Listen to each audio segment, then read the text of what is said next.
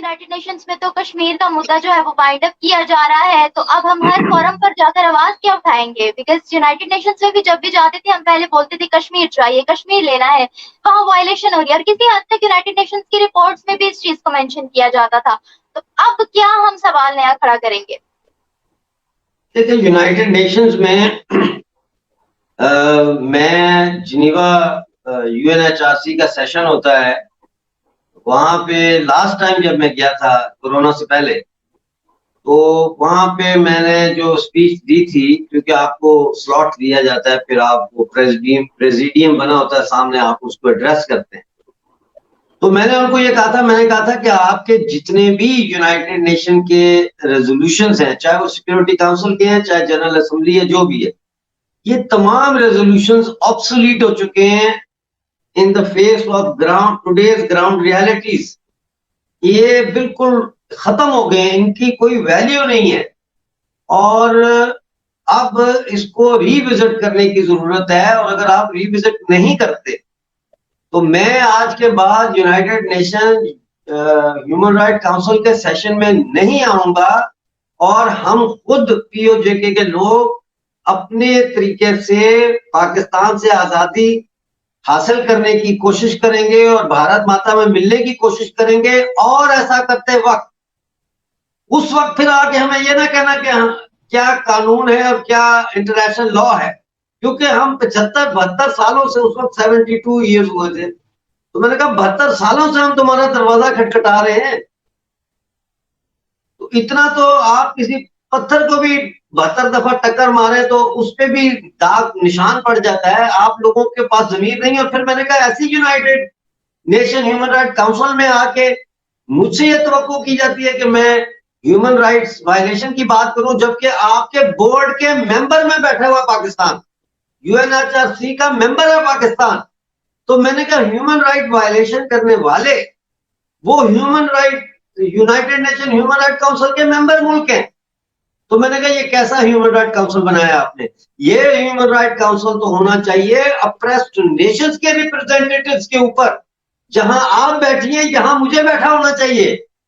तो बहरहाल वो फिर उसके बाद मैं नहीं गया। अब आगे ये हो रहा है कि जुलाई में आपको सबको खुशखबरी देंगे, और मोदी जी का जो विजिट था अमेरिका का, उसमें पहली दफा अमेरिकन प्रेसिडेंट और इंडियन प्राइम मिनिस्टर की ज्वाइंट स्टेटमेंट आई है पाकिस्तान से घुसपैठ की टेररिज्म के खिलाफ। फिर मोदी जी जो मिस्र गए हैं, देखिए मैं आपको बात बताऊं, मैं ये कहता हूं कि मोदी जी का जो विजिट था ना अमेरिका का और मिस्र का, इसमें अगर मुझसे पूछे कोई तो इसमें मिस्र का विजिट अमेरिका से भी ज्यादा इंपॉर्टेंट है। वो तो हमें आदत पड़ गई है ना कि वो अमेरिका बादशाह है, तो उधर जहां उसने इज्जत दे दी तो वो हम बहुत ढोल पीटते हैं कि जो देखो अमेरिका हमारे साथ हो गया है। लेकिन स्ट्रेटेजिकली याद रखें कि मिस्र जो है वो अफ्रीका का दरवाजा है, गेटवे है, और वहां सुएज कैनाल है। और फिर मिस्र ट्रेंड सेटलर रहा है 56 मुसलमान मुल्कों में सियासी बयानिए का, लिहाजा सबसे पहले मिस्र ने इजराइल को तस्लीम किया था, ठीक है ना, 1979 सबसे पहले अनवर सादात ने कैंप डेविड। उसके बाद फिर दूसरे ममालिक जो है मुस्लिम ममालिक ने तस्लीम करना शुरू किया इजराइल को और उनके साथ तल्लुकात बनाए।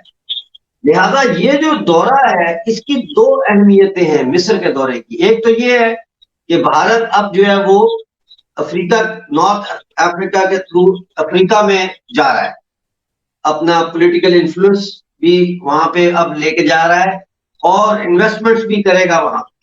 नंबर 2, ये कश्मीर के ऊपर अब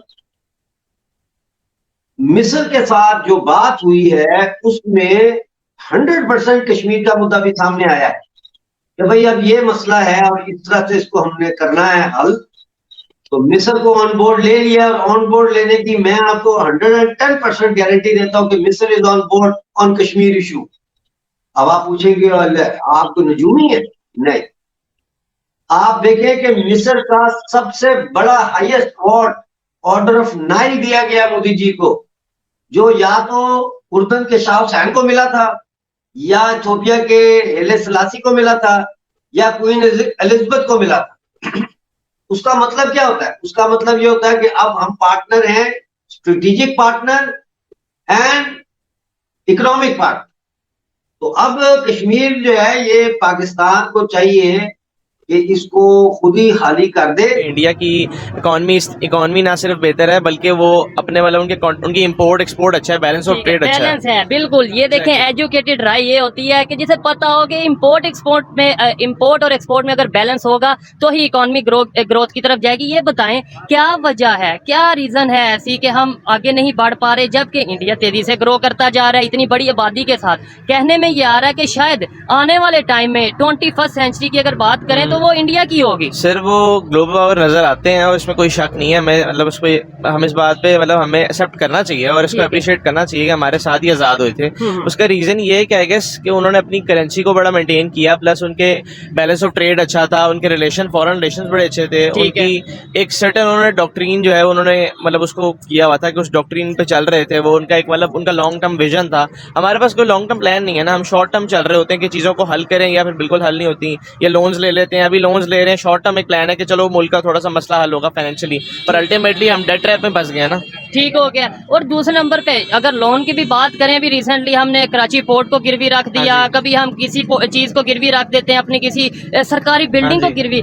उन्होंने भी लोन लिया था लेकिन उन्होंने जो उनका अपना प्रोजेक्ट था या डील थी, प्रोग्राम था, वो इंडिया ने उन्होंने खत्म कर दिया 1993 में IMF के साथ। वो कैसे इस जंगल से निकले? सर वो इस तरह निकले कि उन्होंने प्राइवेटाइज किया ना इकोनॉमी को। उनके जो मनमोहन सिंह आए थे, अगर आपने थोड़ा आपको आइडिया होगा कि उन्होंने इकोनॉमी को प्राइवेटाइज किया और उन्होंने मतलब बाहर से मतलब इन्वेस्टमेंट्स आई, फॉरेन इन्वेस्टमेंट्स आए। हमारे यहाँ पे मसला ये है कि सर यहाँ पे जो है वो जो पॉलिटिक्स है हमारी वो इतनी बुरी है, इतनी सिचुएशन खराब है कि एक्चुअली हमारे लीडर्स यहाँ पे हमें पता है कि स्टेबल नहीं है, स्टेबिलिटी नहीं है ना। स्टेबल अगर हमारी होगी गवर्नमेंट तो उसका रीज़न ये होगा कि बाहर से ट्रस्ट बिल्टअप होगा। ट्रस्ट बिल्टअप होगा तो आपका फॉरेन जो है वो इन्वेस्टर्स भी आएंगे। और अगर आप फॉलो करते हैं थोड़ा सा, एक मूडी इंटरनेशनल है जी ऑर्गेनाइजेशन, उनका काम बेसिकली वो बताते हैं कि कंट्री की रेटिंग क्या है, कि आपको यहाँ इन्वेस्ट करना चाहिए कि नहीं। और पाकिस्तान की अल्टीमेटली रेटिंग कई सालों से नीचे गिरती जा रही है। और इंडिया की रेटिंग क्या आ रही है? वो अल्टीमेटली बढ़ रही है। और मेरे ख्याल से अगर मुझे एक्चुअली आइडिया नहीं, मैं फॉलो किया हुआ है लेकिन मैं लास्ट याद नहीं मुझे, मेरे ख्याल से उनकी B+ के ऊपर है।